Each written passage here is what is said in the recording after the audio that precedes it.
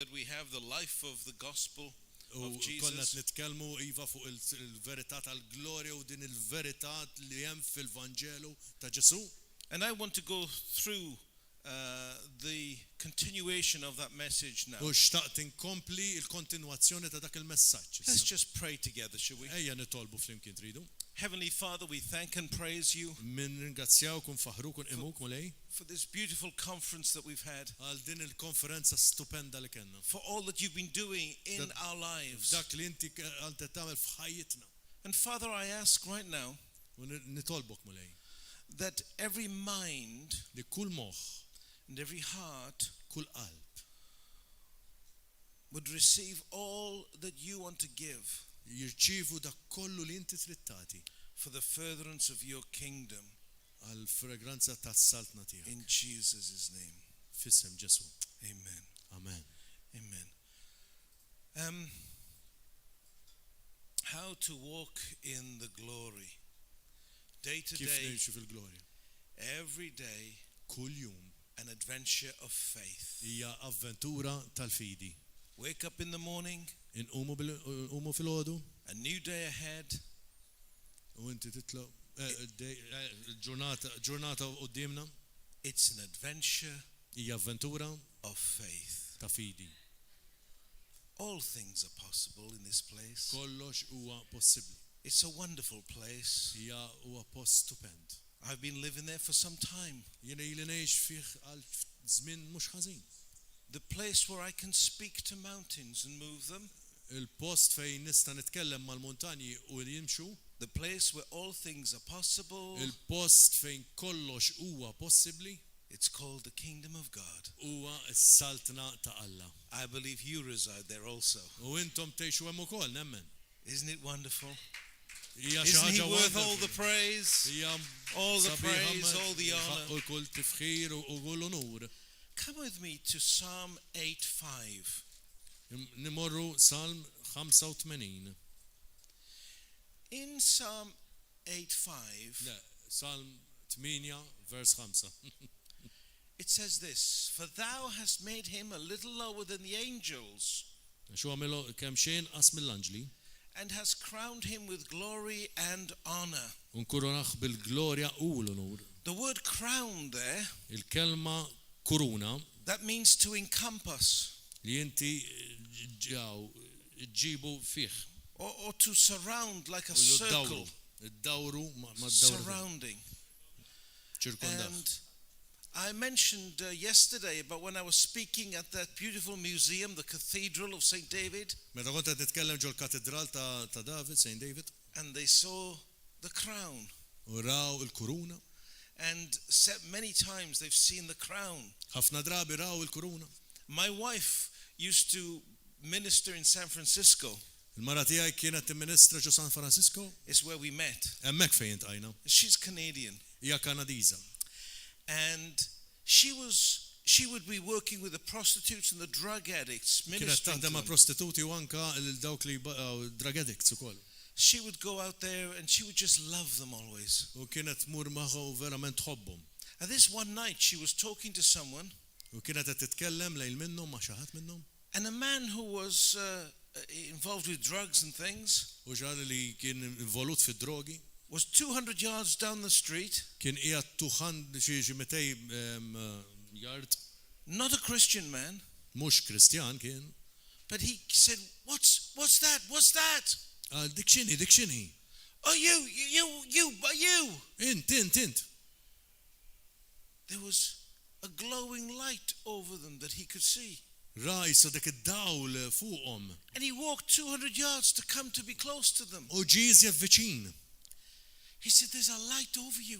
There's a light over Hemm you. dak id-dawl fuqek, itiddi.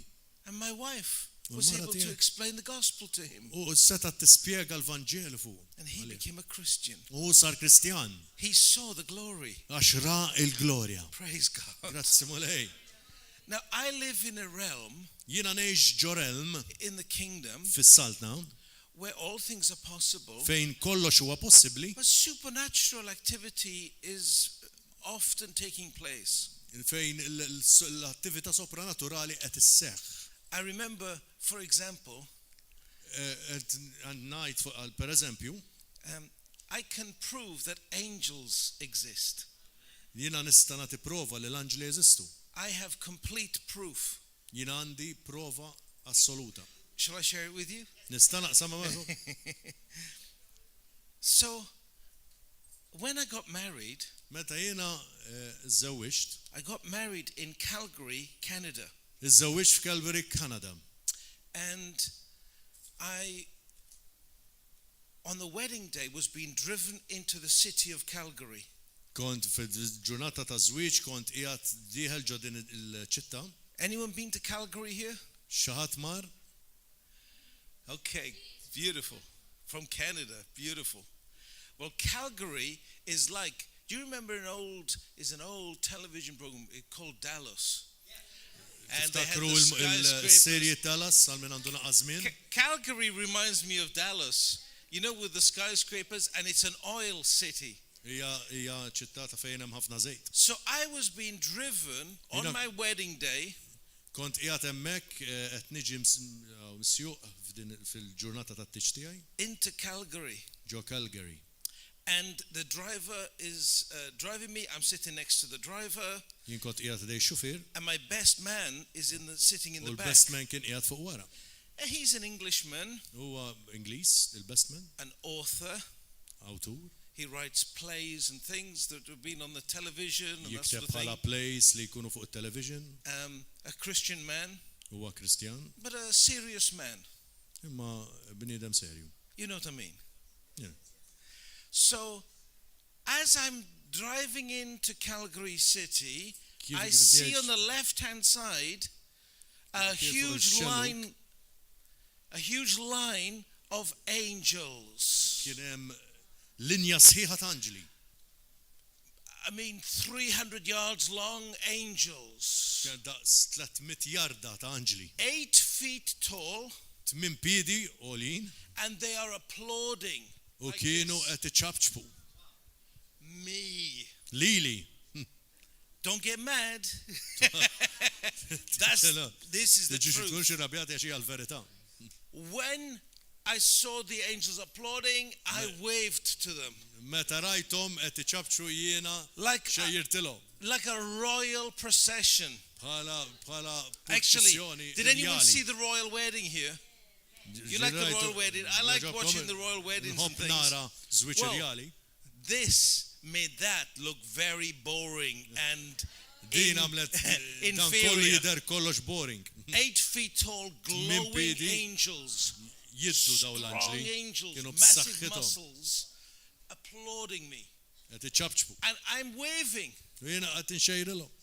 And after a few seconds, Wara ftit sekondi, I think to myself, għadt lili nnifsi I'm seeing things. qed nara l-affarijiet. What's going on? X'qed jiġri? And for a moment I was worried. U jiena kont inkwetat għal ftit. I thought, am I going mad? Qed niġġennen.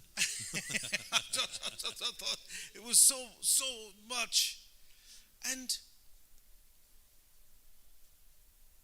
my friend Il-ħabib tiegħi sitting in the back, kien qiegħed warajja. he said, I see them too. Qed narhom jien ukoll. But I knew if I asked him a particular question, I would always have ever more proof that I have definitely seen these angels applauding. Imma jiena kont naf li ħansaqsih mistoqsija partikolari kien jaf. So I thought quick and Biex I nara asked naqra him a kux vera. question. U jiena ħsibt I said, tamalaj u saqsejtu. describe what you see. Għajd li xed tara, għallu. He said, I see the angels applauding. Qed nara l-anġli iċċabċbu. Now, after this happened, we get married, and then I asked the Lord, why were the angels applauding? U jiena wara li żewwiġna u kollox saqsejt il-mulej għalfejn kienu qed iċċabċbu l-anġli. And this is closely connected to what we started on yesterday U din hija konnessa ma' dak li aħna bdejna l-bieraħ. about giving time to God, Li nagħtu il-ħin lill-mulej. integrity before God. Integrità quddiem il-mulej. When I met my wife, Meta intqajt ma' Marti, I fell in love with her. jiena ovvjament ħassejtni mħabba għaliha I went to pray and fast for several days u tlabtu som tal-ġifti ġranet to make sure she was the right one. biex inkun ċert li hija l-mara. She wasn't keen on me, I ma tantx kienet daqshekk but keen. I was very keen on her. Imma jiena verament ħadd grazzja magħha. And I thought, if she's the right one, Jekk hija hi, I'll pursue her. nibqa' niġru warajha. But if she's not, I don't want to waste my time. Imma biex hekk mixi ma rridx neħliħini. When the Lord gave me the go-ahead, Meta l-mulej tani il-go ahead tagħha, He said, you treat her like my daughter. trattaħħa bħala binti. So, let me tell you, Ma ngħidilkom, men, you treat that lady irġiel trattaw lil dik like the daughter il-mara of tagħhom God. bħala And you'll find tifla that God will honor you. u Alla ħajonorakom. This morning I'm talking about walking in the glory. Illum nitkellem dil timxi fil-glorja, halleluja.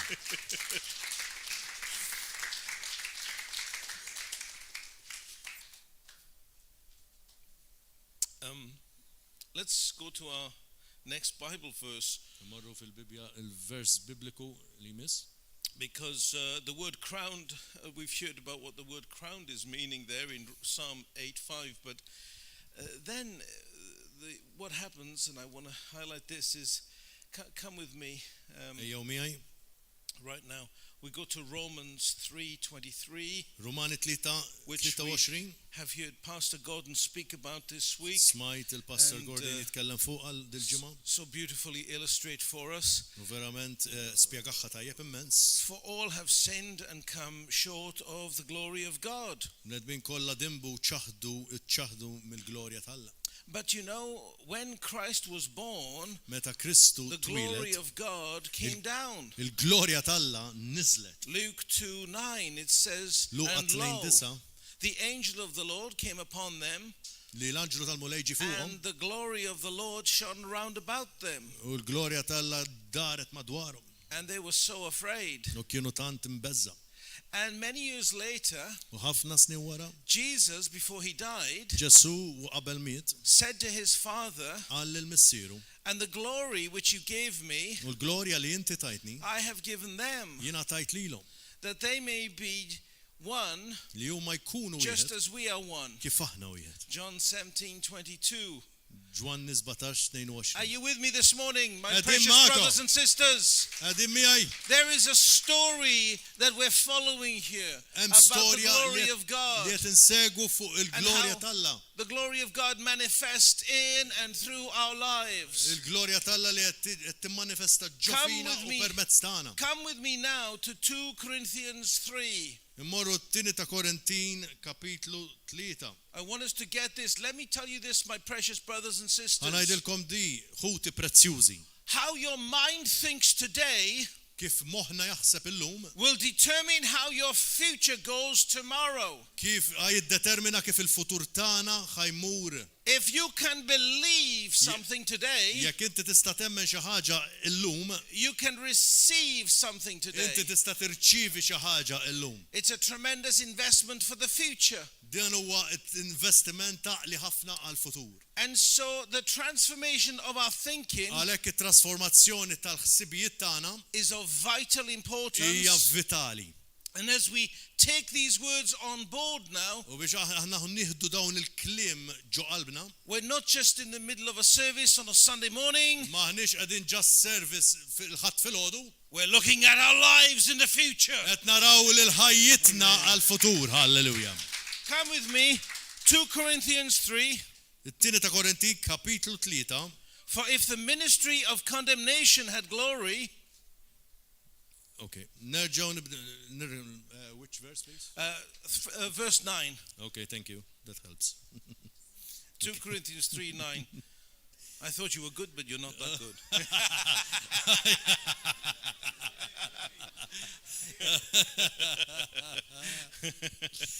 He's very good, isn't he? Hasn't he been such a blessing? God They've been is such good. a blessing. God is good. God is good. And the preachers during the week, and the other translators, Yes, and yes. the worship. It's been beautiful. Thank you. Well God. done, everyone. Hallelujah.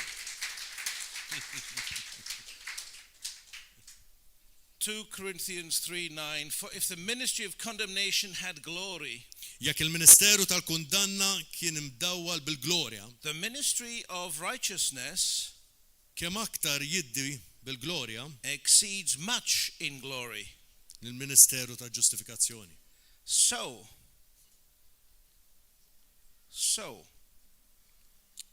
let's think on that verse. Ejja naħsbu Let's sew, pause on nimeditaw. this verse a second. Ejja nifqu fuq dan il-vers. We know what glory means, don't we? Doxa, we've heard Nafu about x'in it. il-glorja. Smajna I ħafna fuqha. touched on it yesterday, the Tkellimt fuq heavy weight, għall-bieraħ. the crowning, the glory of the Lord. Glorja tal-Alla timmanifestaw.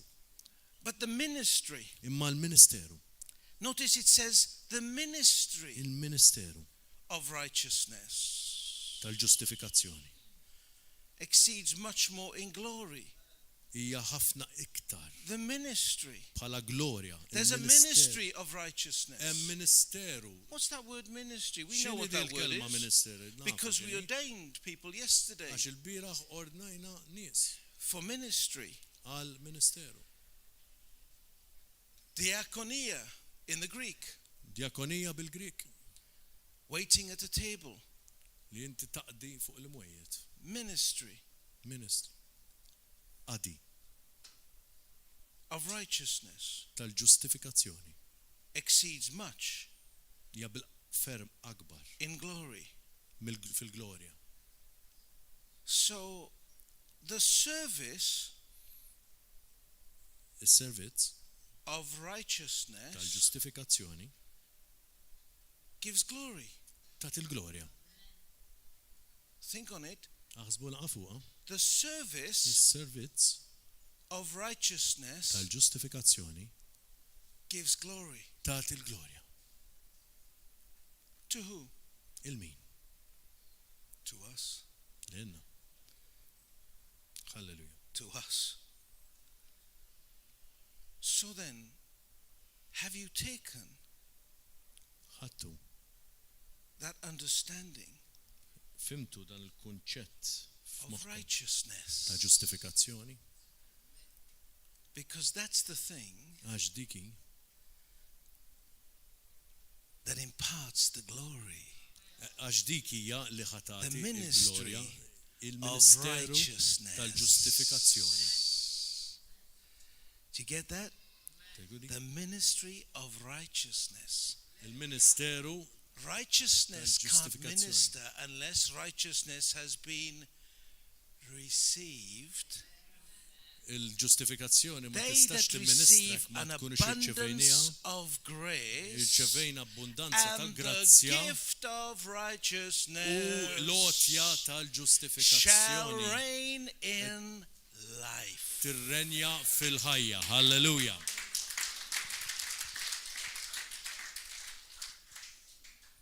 Shall reign in life. Tirrenja fil-ħajja. Like a king or a queen Bħala reigns. re jew reġina kif tirrenja. Amen. It's ours to receive. Hija għalina li nirċievu. You see, this is why Jesus, our wonderful, sweet, sweet Jesus, Għalhekk Savior, Ġesu this is why he Il-ħelu tagħna. says this in Matthew 6:33, Mattew 6:33 the verse that we all know. il-vers li aħna nafu. But seek ye first the kingdom of God Tfittxu l-ewwel is-saltna tal-Alla and his u righteousness, l-ġustizzja tiegħu. and all these things shall be added unto U you. dawk l-affarijiet l-oħra jingħataw għalikom. But notice this, Imma għarfu da it's his righteousness. hija il-ġustifikazzjoni tiegħu. It's his righteousness that we Hija- seek. Il-ġustifikazzjoni tiegħu li nfittxu. But many people in churches, Imma ħafna nies fil-knejjes, well-meaning people, nies li huma ta' rida tajba, instead of having a revelation of seeking his righteousness, miflok ikollhom revelazzjoni biex ifittxu receiving his l-ġustifikazzjoni tagħha u jirċivuha as a gift of bħala qotja righteousness, ta' ġustifikazzjoni, they try and establish their own jipprova righteousness. jagħmlu l-ġustifikazzjoni tagħhom.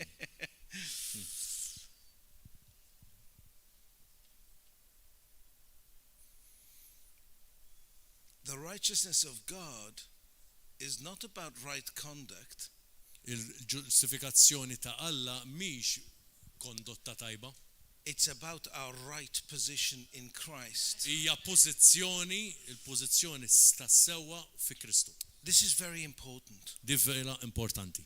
Because if I think my righteousness for 1 second Għax hekk naħseb li l-ġustifikazzjoni tiegħi innifsi is għal based sekonda on me, li hija bbażata fuq innifsi, then I'm guilty allura jiena ħati of establishing my own li righteousness nistabilixxi l-ġustifikazzjoni and tiegħi. neglecting the gift that I've received of U nkun qed righteousness. nittraskura l-għotja li nkun irċevejt ta' ġustifikazzjoni. 2 Corinthians, come with me, 5:21. Tieni ta' Korintin 5. For he made him who knew no sin Okay. 2 Corinthians 5:21. For he made him who knew no sin Dak li ma kienx jaf x'inhu dnub, to be sin for us, Alla għamlu dnub għalina. that we Sabiex might become aħna nsiru the righteousness of God fih il-ġustizzja ta' Alla. in him. Halleluja. The righteousness of God Il-ġustizzja ta' in Alla him. fih. And our righteousness is a gift from God through Christ. U l-ġustizzja, il-ġustifikazzjoni hija l-qotja ta' Alla permezz ta' Kristu. Since it's a gift, there's nothing I can do by my law keeping or my right conduct. U permezz li hija Nothing at qotja all. li jiena ma ħaqnix It's a din, mhix xi gift. ħaġa li jiena akkwistajt, hija qotja. It's a gift, like say, that's there, that's the righteousness, and it's a gift. U dik And hija I have to qotja. take it, and I have to put it there inside of me, and then walk through my life with it in an unshakable assurance of my position in Christ. Dik hija li hija lotja li jiena nżomma lija u nibqa' nkun ċert fl-assigurazzjoni li għandi fi Kristu. Some people say, well, how can I be, I've done so much wrong, how can I don't feel righteous. Ma jien kif nista' nkun ġustifikat hekk għamil daqshekk ħażin f'ħajti xi ħadd tisaqsi. And that's the enemy's plan, U dik hija l-pjan propju tal-għadu to get us focused on ourselves biex jiġġalna niffukaw fuqna infusna and to get us doing what all the religions of the world do. u biex jiġġalna niffukaw kif jagħmlu r-reliġjonijiet tad-dinja. All the religions of the world try to make their own righteousness. Ir-reliġjonijiet tad-dinja jippruvaw jagħmlu il-ġustifikazzjoni tagħhom. It's like the law of the Old Testament. Hija bħal liġi tat-Testament l-Antik. And I have found that many Christians U jiena sibt li ħafna Kristjani are attacked with the same thinking. huma attakkati bl-istess ħsibijiet. So they try to establish their own righteousness. Allura jippruvaw jistabilixxu l-ġustifikazzjoni tagħhom. If you speak to them about the scriptures, Jekk tkellimhom fuq l-Iskritturi, they say, yes, I agree. jgħidlek iva naqbel. And then you analyze how they think, U batta analizza kif huma jaħsbu and they're still trying to establish their own u righteousness. xorta waħda jippruvaw jistabilixxu l-ġustifikazzjoni tagħhom. Let me tell you how it works. Ngħidilkom kif taħdem. When we fully accept the radical nature of this positional righteousness, Meta aħna verament naċċettaw il-natura radikali tal-ġustifikazzjoni, it's not a license for us to sin. mhijiex il-liċenzja biex aħna nidimbu It's a revelation Hija of our revelazzjoni position in God. ta' pożizzjoni tagħna fi Kristu. And when that revelation takes a grip inside, U meta dik ir-revelazzjoni taħkimna, the desire to sin decreases. il-xewqa li nidimbu tonqos. It's less and less. Hija dejjem inqas, amen. We focus on the law less and less, Niffukaw inqas fuq il-liġi inqas u inqas. and that's counterintuitive. U dik hija xi ħaġa li inti turħod It's the opposite of what people would think it is. Inti taħseb bil-kontra li jaħsbu n-nies. But that's how it works. Immek taħdem. And that's what leads to walking in the glory. U dik li hija li tieħdok biex inti timxi fil-glorja. At the cross, Fuq is-salib the great exchange took place. seħħet il-bidla l-kbira.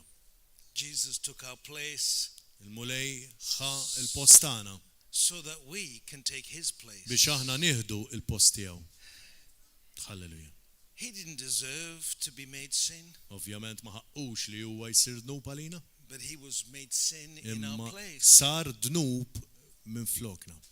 We didn't deserve to be made righteous, Aħna ma ħaqniex li niġu ġustifikati, but we were made righteous imma aħna ġejna magħmula ġustifikati by faith. bil-fidi.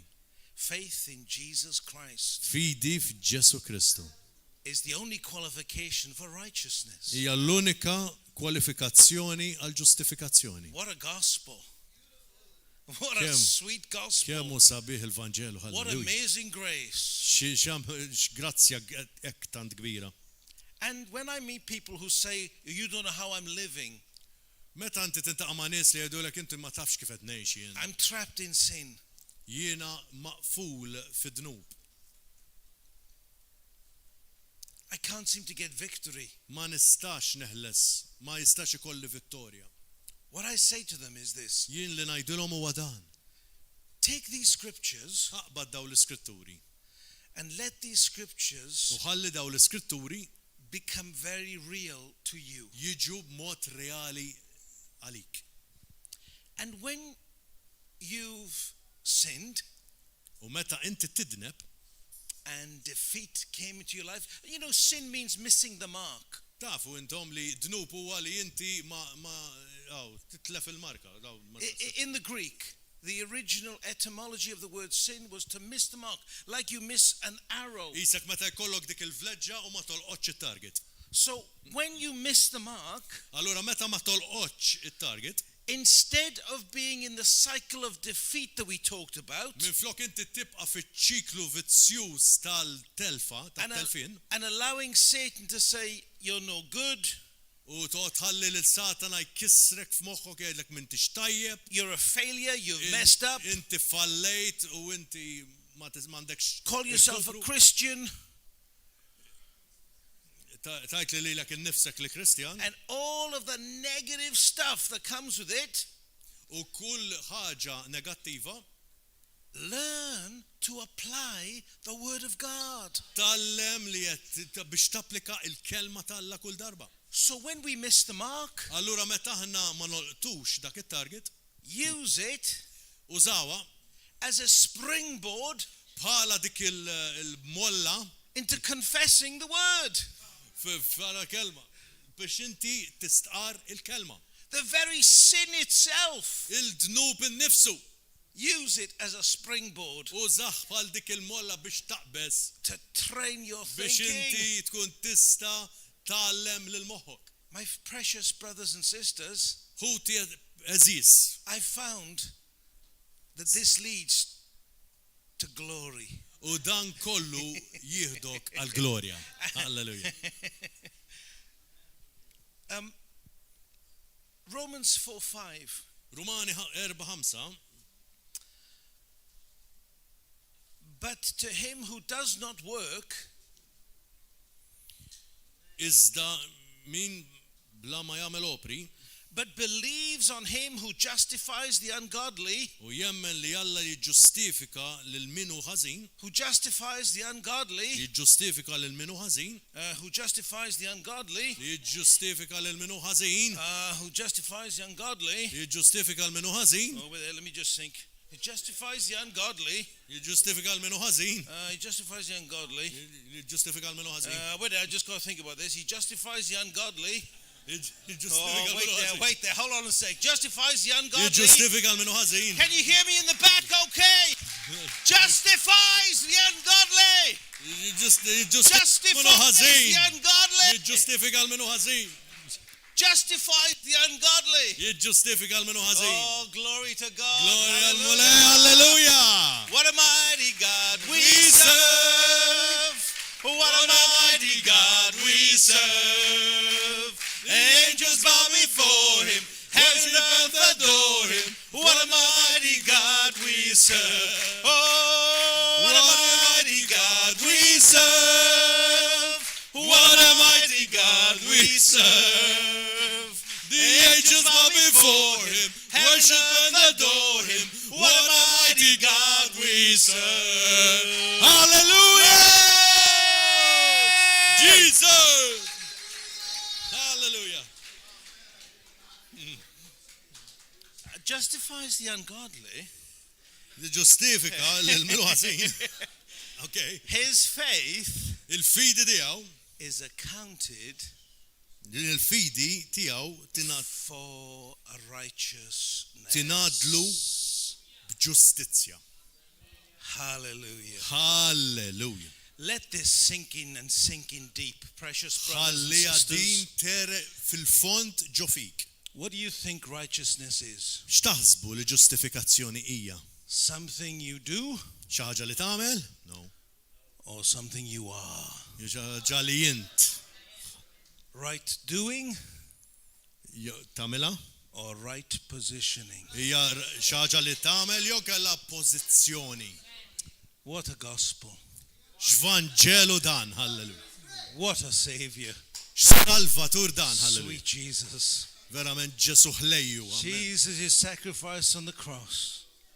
God imputes righteousness Mulej jittik il-ġustizzja tiegħu. not on those who strive to be obedient, Mhux dawk li jitqansħu biex ikunu obbedjenti, because that's a trap, my friends. għax dik hija Striving trappola, to hija be nassa. obedient is the trap of religion. Hija nassa tar-reliġjon di. Listen to me, I say it again. Striving to be obedient Li inti is titqansaħ the biex trap inti of tkun religion. obbedjenti It hija sounds nassa good. tar-reliġjon tinstema tajjeb, It sounds good, tinstema tajjeb, but it's not what the Bible teaches. imma mhux What the dak li Bible teaches is tallem something il-Bibja. far more radical.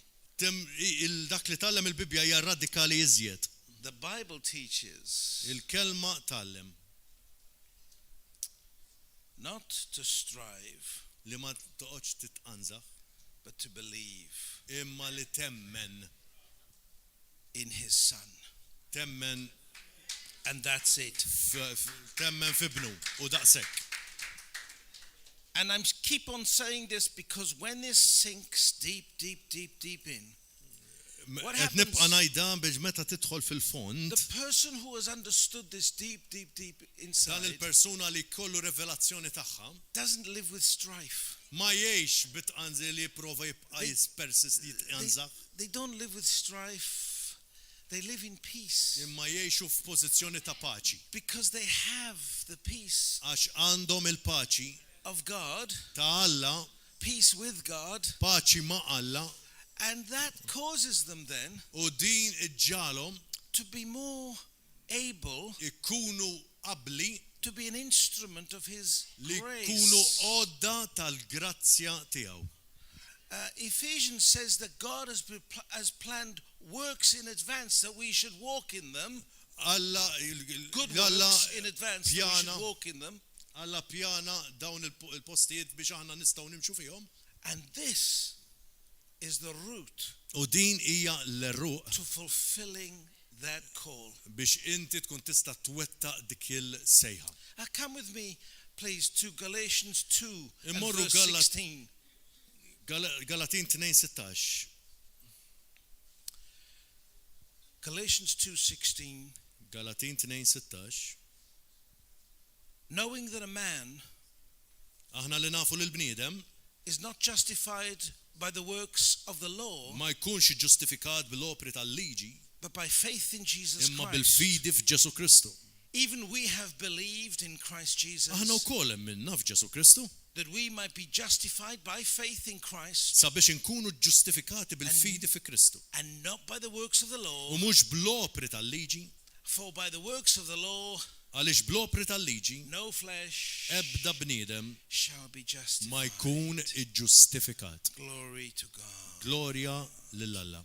The revelation of this positional righteousness Ir-revelazzjoni ta' dil-pożizzjoni ta' ġustifikazzjoni as I close jiena u nagħlaq and makes it much easier tagħmilha ħafna iżjed faċli for us to have that communion with God biex aħna jkollna dik ix-xirka ma' that Alla causes His glory to biex manifest. din il-glorja tiegħu timmanifesta.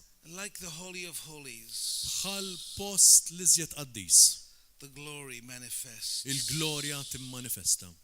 Precious brothers and sisters, Ħuti eżis, I give those theological examples intikom dawn l-eżempji teoloġiċi because we have to be rooted in the Word. għax aħna rridu nkunu qegħdin ingranati fil-kelma. The Word is the strength of our life. Għax il-kelma hija l-saħħa ta' ħajjitna. But how we spend our time Imma kif aħna inqattaw il-ħin tagħna is the vital other part of this equation. hija il-parti vitali tal-equation tas-soluzzjoni tagħna. Isaiah 40, Iżajija 40, 31. 31.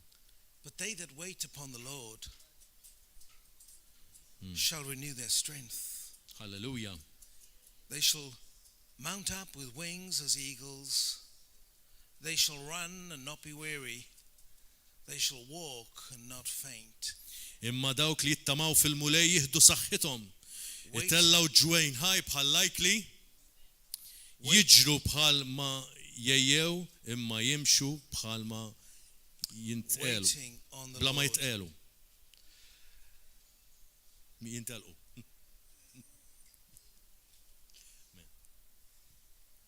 And in that, U f'dak as we did earlier this morning and yesterday, kif għamilna il-bieraħ. as Pastor Gordon taught us, Kif Pastor Gordon għalinna. as Reverend Kenneth Hagin taught him, U Reverend Kenneth Hagin ukoll għalmu. we step into that. U nitlu f'dak il-pass tal-fidi. Can I ask you all, Nistan ngħidilkom biex give time to God? tagħtu il-ħin lil-mulej. We started this week Bdejna din il-ġimgħa with 4 containers here. li kienu 4 kontenituri hawnhekk. I feel it would be fitting to close. Jiena nħoss li għandna nagħlqu fuq dan. Now, who can remember the labels on top of the 4 containers? Min x'kienu l-labels ta' fuq il-containers? Prayer, worship, the word, evangelism. That's it. This is a very impressive bunch of people. I'm saying seriously. Impressjonajtu l-aħwa. Thank you. Well, you blessed me. Praise God. So, amen. So, picture the plastic container, okay?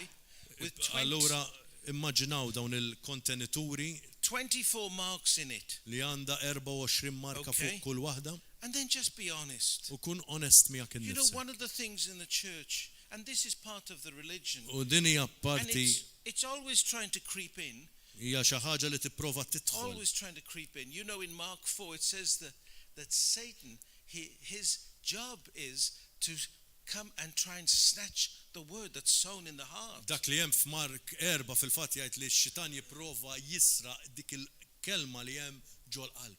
And one of the other things he's always trying to do, U waħda mill-affarijiet li jipprova dejjem jagħmel trying to take people away from the discipline of their walk. u jipprova jieħu l-nies minn dik id-dixxiplina tal-mixja tagħhom. So he tried to redirect them, Jipprova jaljenhom fi triq oħra, throw them off course, joħroġhom jiżvihom confuse them. u jħawwadhom. This is a very good measuring tool for us. U din hija kejl għalina importanti ħafna. The Apostle Paul L-Apostlu Pawlu said we are to walk circumspectly. kien jimxi b'mod rett. The word circumspectly is a circumference. Hija xi ħaġa li jimxi b'mod ċirkolari. So my brother, you just stand there. Jien noqgħod hawn. Now let's pretend that to walk circumspectly li inti timxi mod ċirkolari is the ability, I pretend I'm my brother, okay? And for me to walk circumspectly, I look at myself, I say, oh, okay, this is what I'm like, I can see myself, okay, I'm like this, yes, there's something, okay, and this, and this, and this, and this, but it needs me to be honest with myself. Dix hija xi ħaġa li inti tħares lejk minn kull lat tiegħek u inti trid li żied ħaġa importanti tkun onest miegħek innifsek. And sometimes we come to church with all our lovely friends. U niġu ma' sħabna hawnhekk li nkunu drajna ovvjament. And people say, how are you doing? U jgħidulek kif inti. And we say, oh, fine, Yeah, thank well, you, yeah, yeah, praise yeah. God. We have the Christian cliches. Għandna dawk il-ċertu How- ċertu klim li ngħidu bħala Kristjani. Yeah, how are you doing? Kif inti? Glory to God. Glorja l-mulej.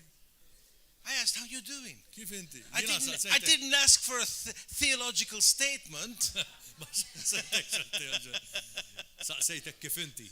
Nothing wrong with it if you say it, okay, I'm not going to make a big deal, but Mhux ħanamel you fass know, fuqha.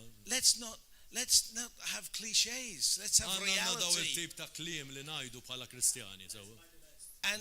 And reality, No, look in Jesus. reality means that we walk according to the word, Li aħna nimxu skont il-kelma and the word teaches us u l-kelma tallimna that we need to walk circumspectly. u aħna rridu naraw neżaminaw lil nfusna 360 degrees. In other words, we need to evaluate ourselves. Rridu nevalwaw lil nfusna nagħmlu eżaminazzjoni tagħna nfusna sew. Honestly evaluate ourselves. Mod onest. So with that in mind, Dak f'moħħna let's go back to our containers up here. morru sal-kontenituri. Can you all see them? Qed tarawhom? Yeah. Tajjeb. Kemm għandhom marki? So they're this high. There's 24 marks in them all. 24 Okay. marka fuqhom. And this is a way of us just walking circumspectly. U hija mod kif aħna naraw kollox minn kull anglu. A way of evaluation.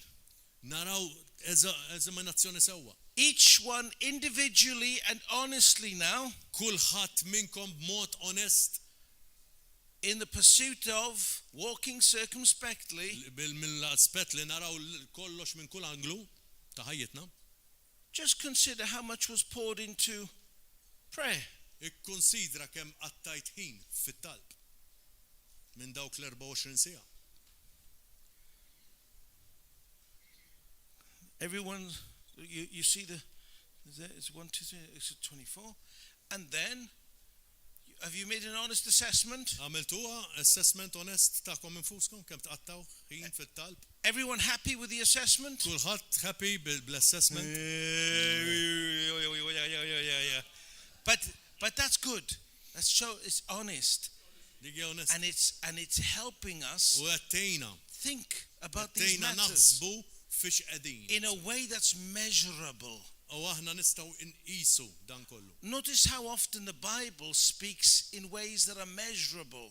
Ejja naraw u napprezzaw kemm il-darba l-kelma titkellem fuq affarijiet li tista' tkejjilhom. Some things are immeasurable, ċertu affarijiet ma tistax tkejjilhom, but God gave us days imma l-mulej tagħna l-ġranet with 24 hours in, b'24 siegħa fihom, with seasons, staġuni and there was order, u hemm ordni and it's measurable. u tista' tkejjilhom.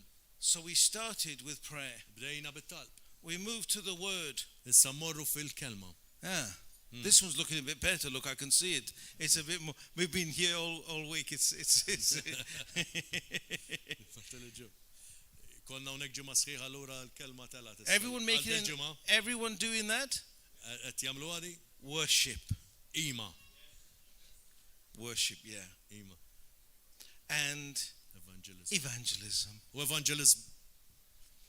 And those were the 4 separate containers that really kontenituri, l-erba' kontenituri are a good summary of the Christian life. huma sommarju tal-ħajja tagħna Kristjana. If you think about those 4 containers Jekk aħna naħsbu fuq dawn l-erba' kontenituri and use them as an assessment tool, u nużawhom bħala għodda li nassessjaw lil nfusna, you've got a clear route to circumspect living. ikollok stampa ċara minn kull anglu ta' ħajtek. Hallelujah.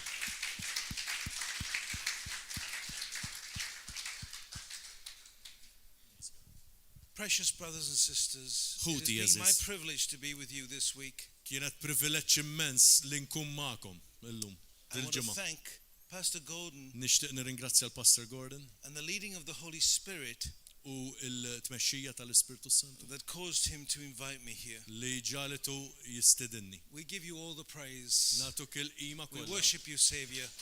In Jesus' name. Fisem Ġesu Kristu. Thank you. Amen.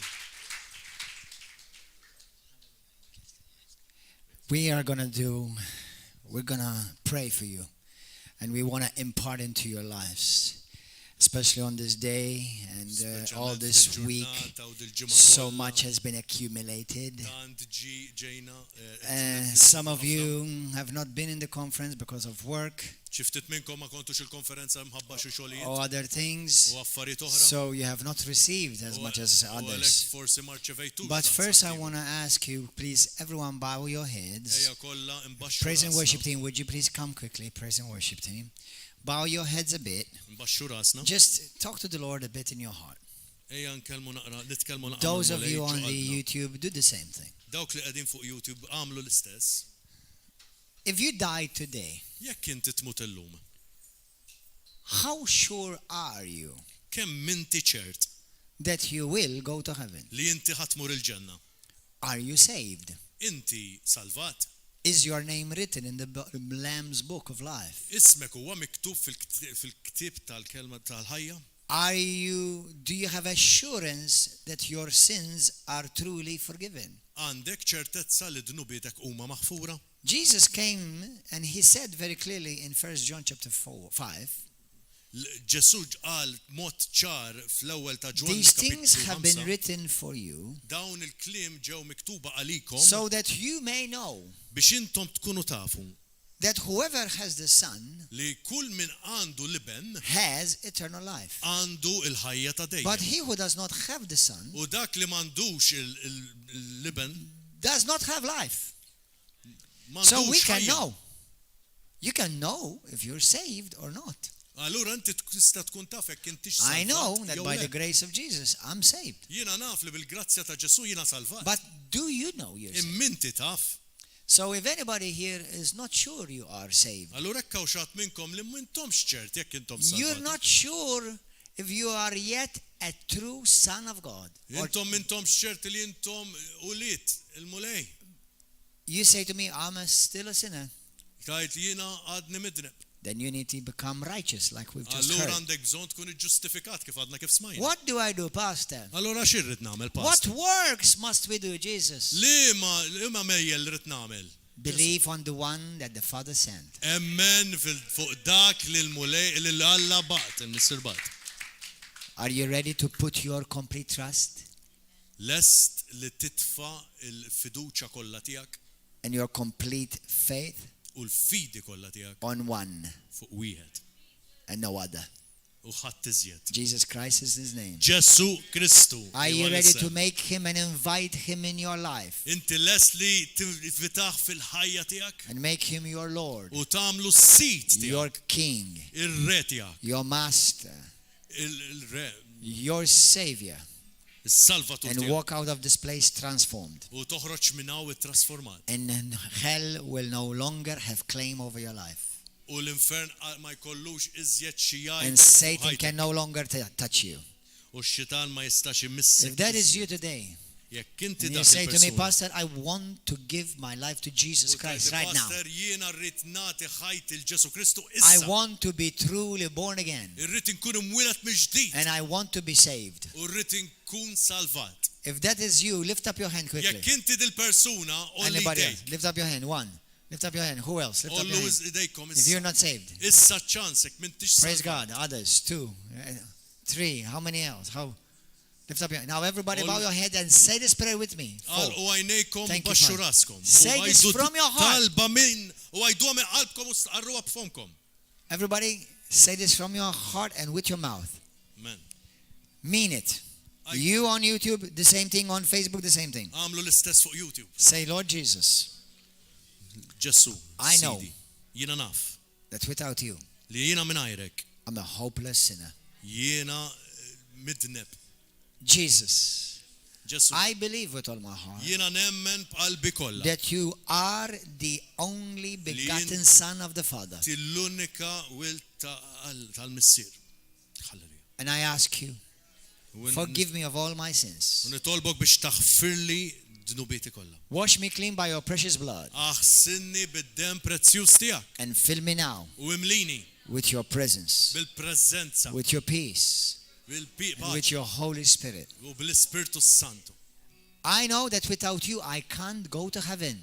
Jien naf li mingħajrek ma nistax imur il-ġenna And I can't have eternal life. u ma jistax ikolli eternità. But that's why you came. Għalhekk inti ġejt So that through you, permezz tiegħek I can be saved. jiena nista' My nkun salvat. sins are forgiven. Nubieti huma maħfud. My name is written in the Lamb's Book of Life. Ismi huwa miktub fil-ktib From now tal-ħajja. on, U I mill-lum il-qudiem boldly declare jiena niddikjara Jesus is the Son of God. li Ġesu huwa He is my l-iben Lord. Talla, huwa And He s-sit is my tiegħi, Savior. huwa s-salvatur And I tiegħi. put my trust in Him U alone. jien nitfa' l-fiduċja kollha tiegħi Thank fih you, u fih Lord, biss. Grazzi mulej. For hearing my prayers. Grazzi tal-li Thank tisma' you that I am tiegħi. saved now. Grazzi tal-li jiena I'm no salvat. longer on my way to hell. Jien minix sejjer iżjed Now I'm l-infern. destined for heaven. Jiena destinata And s-sema. eternal life is mine. Eternità tija tiegħi. All my sins have been forgiven U il-dlubit tiegħi kollha maħfura and washed away. huma maħsula. Now I am a child of God. Jiena issa l-wil tal. I am born again. Jiena mwilet miġdid. And I thank you. U nirringrazzjak. And I want to serve U you rrid naqdik all the days of my life. tul ħajti kollha. I break the hold of the devil. Jiena inkisser il-ħakma I tax-xitan. break all its chains and influence. Inkisser kull katina I tiegħu. break his curses over my life. Inkisser kull forma ta' saħta And I minn fuq boldly ħajti. declare, U niddikjara determinat. Jesus Christ Ġesu has set me free right Ġesu now. Kristu ħallisni jien According stess. to his word. Skont il-kelma He tiegħu. has promised it. U wedna. I receive it. Jien In nirċivija. Jesus' Fi name. sem Ġesu Kristu. Hallelujah. Halleluja. Glory to God. Glory. Hallelujah. Now, those of you who have said that prayer or said it for the first time, Dak kollha li għattuha l-ewwel darba. today, Talba. you're no longer hell-bound, now you're heaven-bound. Issa m'għadekx marbut għal ġol infern. You're no issa longer a għal- sinner. M'għadekx midnu. We've just heard a whole lesson that we are righteous in Christ. Għax issa ġejna ġustifikati. Sinners are not righteous. Għax minu midneb mhuwiex ġustifikat. And if anybody has ever used it, destroy it right now. We are not sinners saved by grace. We were sinners, but now we are saved by grace. M'għadniex Hallelujah. mitimbin Amen. salvati bil-grazzja. Hallelujah. Aħna konna mitimbin. And if issa you are ġustifikati. here, I want to encourage you, if you're here for the first time in your life, Jekk inti qiegħed hawnhekk l-ewwel darba. come. U għandek Be bżonn part of this glorious, wonderful family. kun parti minn din il-familja glorjuża. Be part of this ministry. Kun parti minn din il-ministeru. Represented in 7 different nations of the world. Irrappreżentata f'7 nazzjonijiet. Hallelujah. oħra. Continue to grow. Kompli kber. Read your Bible every day. Aqra l-kelma kuljum. Talk to Jesus every day. Kellem ma' Ġesu kuljum. And come to River of Love every Ejja week. u xxirek kull ġimgħa. And if you want more, U hekk kien trid come to our Bible college Ejja wkoll il-Bible so that we will College. train you for Ħalli ministry. nittrejnjawk u tkompli And if you are in a different nation, U hekk inti qiegħed f'nazzjon ieħor, if you check with us, if you have any of our churches or ministries there, hekk hemm forsi hemm wieħed but, mill-Ministeri tagħna but qiegħed we are in a fil-pajjiż, network of many churches Però aħna qegħdin network ta' ħafna that, knejjes that believe the full gospel li jemnu il-Vanġelu kollu. and that we believe in the resurrected Christ as King. U aħna nemnu li So Ġesu go to war re church. li qam. Find a good Bible teaching and spirit-filled church. Sib knisja li hija mimlija Amen. l-Ispirtu Santu. And if you need our help, we will help you find some U church hekk near għandna bżonn you. xi għajnuna, intom Hallelujah. għajnuna wkoll. God bless you, YouTube Mulej viewers. ma'kom. God bless you, Facebook. See you next